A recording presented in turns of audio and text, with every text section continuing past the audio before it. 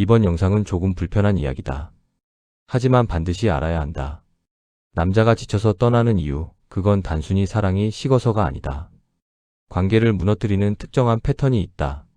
이별의 원인은 항상 한쪽만의 문제가 아니다. 이별 통보를 받고 나면 가장 먼저 드는 생각이 있다. 왜 떠났을까? 내가 뭘 잘못한 걸까? 아니면 그냥 그 사람이 나쁜 건가? 이 채널에서 남자의 심리를 많이 다뤄왔다. 왜 차가워지는지, 왜 돌아오는지, 어떤 여자를 놓치지 않으려 하는지. 그런데 오늘은 다른 방향에서 본다. 남자가 이별을 결심하게 만드는 여자의 성격, 행동, 특징들. 이것은 여자를 비난하기 위한 글이 아니다. 이별의 원인이 항상 한쪽만의 문제가 아니라는 것. 그리고 관계에서 자신의 패턴을 돌아보는 것이 다음 관계를 더 건강하게 만드는 출발점이라는 것을 말하기 위해서다. 불편할 수 있다. 그러나 불편한 진실이 때로는 가장 필요한 이야기다. 특징 1. 감정 기복이 심하고 예측할 수 없는 사람. 어제는 괜찮았는데 오늘은 왜 화가 났는지 모르겠고 아까는 웃었는데 갑자기 차가워지고 별것 아닌 것 같은 말에 크게 상처받고 작은 일에 크게 반응한다. 남자가 이 패턴에서 가장 먼저 느끼는 것은 피로감이다. 항상 상대방의 감정 상태를 파악해야 하고 무슨 말을 어떻게 해야 할지 계산해야 하고 실수할까봐 긴장해야 하는 상태. 이 긴장이 일상이 되면 관계 자체가 소진되기 시작한다. 심리학에서 감정 조절 능력은 건강한 관계의 핵심 요소 중 하나다. 감정을 느끼지 않는 것이 아니라 감정을 인식하고 적절한 방식으로 표현하는 능력이다. 이 능력이 부족할 때 관계에서 상대방이 감정적 소진을 경험하게 된다. 중요한 것은 이것이 나쁜 사람이라서가 아니라는 점이다. 어린 시절 감정을 조절하는 방법을 배우지 못했거나 불안, 애착이 높은 경우에 나타나는 패턴인 경우가 많다. 그러나 원인이 무엇이든 관계에서 미치는 영향은 동일하다. 특징 2. 과도한 의존과 집착. 상대방이 연락을 빨리 안 하면 불안해지고 혼자 있는 시간을 견디지 못하고 상대방의 모든 일정을 알고 싶어 하고 상대방 없이는 아무것도 결정하지 못하는 패턴. 이것이 관계 초기에는 자신을 필요로 한다는 감각을 주기도 한다. 그러나 시간이 지나면서 이 의존은 점점 무거워진다. 상대방의 자율성이 침해받는 느낌, 숨막히는 느낌, 자신의 삶을 살 수 없다는 압박감. 심리학적으로 이것은 앞서 설명한 불안, 애착형의 특성과 연결된다. 버려질까봐 두려운 마음이 집착과 확인 행동으로 나타나는 것이다. 그러나 역설적으로 이 집착이 상대방을 더 멀어지게 만든다. 자율성 욕구가 위협받을 때 인간은 본능적으로 그 위협에서 벗어나려 하기 때문이다. 상대방이 친구를 만나거나 혼자만의 시간을 갖는 것에 불안해하고 그것을 통제하려 하거나 죄책감을 느끼게 만드는 행동이 반복될 때 남자는 이 관계에서 자신의 삶이 없어진다는 느낌을 받는다. 그리고 그 느낌이 쌓이면 이별을 생각하게 된다. 특징 3. 끊임없는 확인과 의심. 나 사랑해? 나 예뻐? 나랑 헤어질 거야? 저 여자 맞지? 왜 그 사람이랑 연락해? 확인이 한 번이면 안심이다. 그런데 이 확인이 끝없이 반복될 때 상대방은 점점 지쳐간다. 아무리 안심시켜도 다음날 또 같은 질문이 온다. 진심을 다해 대답해도 믿지 않는다. 증거를 보여줘도 의심이 사라지지 않는다. 이 패턴이 관계에서 만드는 것은 두 가지다. 첫째는 피로감이다. 매번 자신의 감정과 행동을 증명해야 한다는 소모. 둘째는 무력감이다. 아무리 노력해도 상대방이 안심하지 않는다는 것을 반복적으로 경험하면 노력 자체를 포기하게 된다. 심리학에서 이 패턴은 낮은 자기 가치감과 깊이 연결된다. 나는 사랑받을 자격이 없나? 전 남친에게 이런 상처를 받은 적이 있다는 내면의 믿음이 상대방의 사랑을 끊임없이 확인해야 하는 행동으로 나타나는 것이다.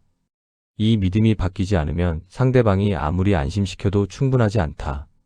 특징 4. 비교하고 경쟁하는 태도. 제 남자친구는 이런 것도 해줬대. 내 친구는 여자친구한테 더 잘하던데. 전 남자친구는 이런 거 했었는데. 비교는 상대방에게 당신은 부족하다는 메시지를 전달한다. 한 번은 참을 수 있다. 그러나 이것이 반복되면 상대방은 이 관계에서 만족감을 느끼기 어려워진다. 아무리 잘해도 충분하지 않다는 느낌, 항상 평가받고 있다는 느낌. 더 깊은 문제는 이 비교가 관계에서 안정감을 무너뜨린다는 것이다. 관계에서 안정감이 있을 때 사람은 더 자연스럽게 상대방을 위해 노력하게 된다. 그러나 비교와 평가가 반복되면 방어적이 되고 자연스러운 노력 대신 의무적인 수행이 된다. 그 순간부터 관계는 즐거움이 아닌 부담이 된다. 특징 5. 갈등을 해결하지 않고 쌓아두는 패턴. 서운한 일이 있어도 말하지 않고 괜찮다고 했지만 괜찮지 않고 나중에 전혀 다른 맥락에서 그 서운함이 한꺼번에 터져 나오는 패턴. 그때 그것도 그랬잖아. 사실 그 전부터 이런 게 쌓였어. 너는 항상 이래. 이 패턴에서 남자가 경험하는 것은 혼란이다. 지금 이 갈등이 지금의 문제인지 오래전 문제인지 아니면 관계 전체에 대한 불만인지 파악하기 어렵다. 그리고 과거의 모든 것이 한꺼번에 소환될 때 방어할 방법이 없다. 무엇에 대해 사과해야 하는지 어떻게 해결해야 하는지 알 수 없는 상태. 심리학에서 갈등 해결 방식은 관계의 장기적 건강성을 예측하는 가장 중요한 요인 중 하나다. 갈등이 발생됐을 때 회피하거나 쌓아두는 것이 아니라 적시에 표현하고 해결하는 방식이 관계를 건강하게 유지한다. 쌓아두는 패턴은 단기적으로 갈등을 피하는 것처럼 보이지만 장기적으로 더 큰 폭발을 만든다. 특징 6. 자기중심적인 사고와 공감의 부재. 관계에서 대화가 항상 자신의 이야기로 돌아오고 상대방의 힘든 상황에 진심으로 반응하지 못하고 모든 상황을 자신의 관점에서만 해석하는 패턴. 상대방이 힘든 일을 이야기했을 때 나는 더 힘들어. 상대방이 의견을 냈을 때 그건 내 생각이고 상대방의 감정을 이해하려는 노력 없이 자신의 판단을 앞세우는 것. 공감은 관계에서 감정적 연결을 만드는 핵심 요소다. 이것이 부족할 때 상대방은 이 관계에서 혼자라는 느낌을 받는다. 함께 있지만 이해받지 못한다는 외로움. 이 외로움이 쌓이면 관계를 유지해야 하는 이유를 찾기 어려워진다. 자기 중심성이 강한 것이 의도적인 이기심이 아닌 경우도 많다. 자신의 감정에 압도되어 있거나 공감 능력이 발달하지 않은 환경에서 자랐거나 자신의 욕구가 충족되지 않았던 경험이 이 패턴을 만들기도 한다. 그러나 원인과 무관하게 관계에서 상대방이 경험하는 것은 동일하다. 특징 7. 부정적인 에너지와 끝없는 불평. 항상 무언가에 불만이 있고 좋은 일에도 문제를 찾고 다른 사람의 잘못을 잘 찾아내고 대화가 대부분 불평과 부정적인 이야기로 채워지는 패턴. 함께 있으면 기운이 빠진다. 즐거운 자리에서도 문제를 찾고 잘된 일에서도 걱정거리를 발견하고 상대방의 노력에서도 부족한 부분을 먼저 본다. 이 에너지가 지속되면 상대방은 이 관계가 자신을 소진시킨다고 느끼기 시작한다. 심리학에서 감정 전염이라는 개념이 있다. 함께 있는 사람의 감정 상태가 자신에게 전달되는 현상이다. 지속적으로 부정적인 에너지를 가진 사람 옆에 있으면 자신도 부정적인 상태가 되는 경험을 하게 된다. 이 경험이 반복되면 그 관계 자체가 부정적인 것으로 연결된다. 특징 8. 상대방을 통제하려는 행동. 어디 가는지 누구와 만나는지 항상 파악하려 하고 상대방의 결정에 개입하고 친구 관계나 가족 관계에 영향을 미치려 하고 자신이 원하는 방향으로 상대방을 유도하는 패턴. 이 통제가 사랑에서 비롯됐다고 느낄 수 있다. 걱정이 되고 불안하고 상대방을 잃고 싶지 않아서. 그러나 상대방의 입장에서 경험하는 것은 자유의 상실이다. 자신의 삶을 스스로 결정할 수 없다는 답답함, 감시받는 느낌, 자율성의 침해. 앞서 여러 번 설명한 자율성 욕구가 여기서도 작동한다. 자율성이 위협받을 때 인간은 본능적으로 그 위협에서 벗어나려 한다. 통제가 강해질수록 상대방이 멀어지려는 욕구가 강해지는 것이다. 그리고 그 욕구가 임계점을 넘으면 이별이라는 선택으로 이어진다. 특징 9. 책임을 지지 않는 태도. 문제가 생겼을 때 항상 상대방 탓으로 돌리고 자신의 행동이 미친 영향을 인정하지 않고 사과를 하더라도 내가 그랬으니까 나도 그런 거야 라는 조건부 사과를 하는 패턴. 관계에서 갈등이 생겼을 때 두 사람 모두 어느 정도의 책임이 있는 경우가 대부분이다. 이것을 인정하고 자신의 부분을 책임지는 것이 갈등 해결의 기본이다. 그러나 이 책임 인정이 없으면 갈등은 해결되지 않는다. 매번 상대방이 일방적으로 잘못한 구도가 반복되면 상대방은 이 관계에서 지속적으로 가해자 위치에 놓이게 된다. 이 패턴이 지속되면 상대방은 두 가지 중 하나를 선택하게 된다. 관계를 유지하기 위해 항상 자신이 잘못했다고 받아들이거나 아니면 이 구도에서 벗어나기 위해 관계를 종료하거나 후자를 선택하는 것이 이별로 이어진다. 특징 10. 발전 없이 같은 문제를 반복하는 패턴. 같은 문제로 반복해서 싸우고 해결책을 찾아도 얼마 지나지 않아 같은 상황이 반복되고 변화하겠다는 약속이 지켜지지 않는 패턴. 한 번의 실수는 이해할 수 있다. 두 번도 넘길 수 있다. 그러나 같은 패턴이 반복되면 상대방은 이 사람은 변하지 않는다는 결론에 도달하게 된다. 그리고 그 결론이 관계의 미래에 대한 기대를 소멸시킨다. 이것이 이별 결정으로 이어지는 가장 결정적인 요인 중 하나다. 관계를 유지하려는 의지는 미래에 대한 기대에서 나온다. 이 사람과 함께하면 더 나아질 것이라는 기대. 그런데 같은 문제의 반복이 그 기대를 소멸시킬 때 관계를 지속해야 할 이유가 사라진다.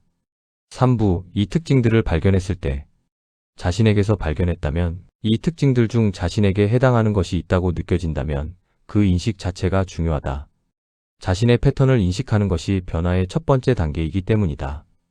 중요한 것은 자책이 아니다. 이 패턴들은 대부분 어린 시절의 경험, 애착 유형, 자기 가치감과 깊이 연결되어 있다. 의도적으로 만든 패턴이 아니다. 그러나 원인이 무엇이든 이 패턴이 관계에서 미치는 영향을 인식하고 변화하려는 선택은 자신이 할 수 있다. 패턴을 바꾸는 것은 혼자서 하기 어려운 경우가 많다. 심리 상담이나 치료가 이 과정에서 실질적인 도움이 된다.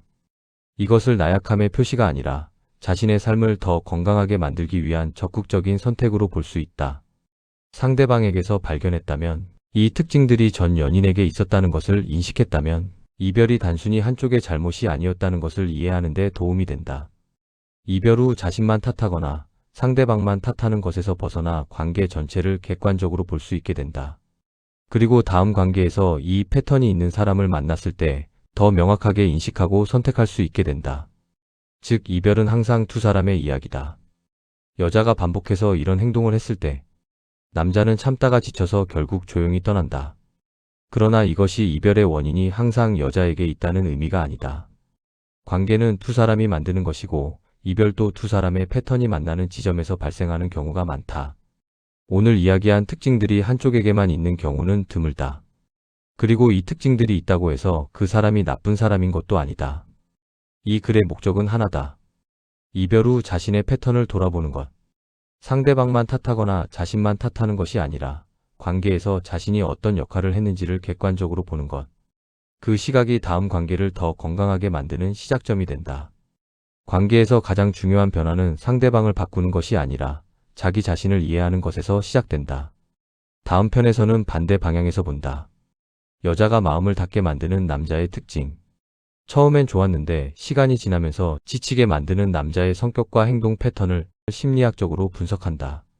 관계에서 두 사람 모두의 패턴을 이해하는 것이 더 건강한 관계를 선택하는 힘이 된다.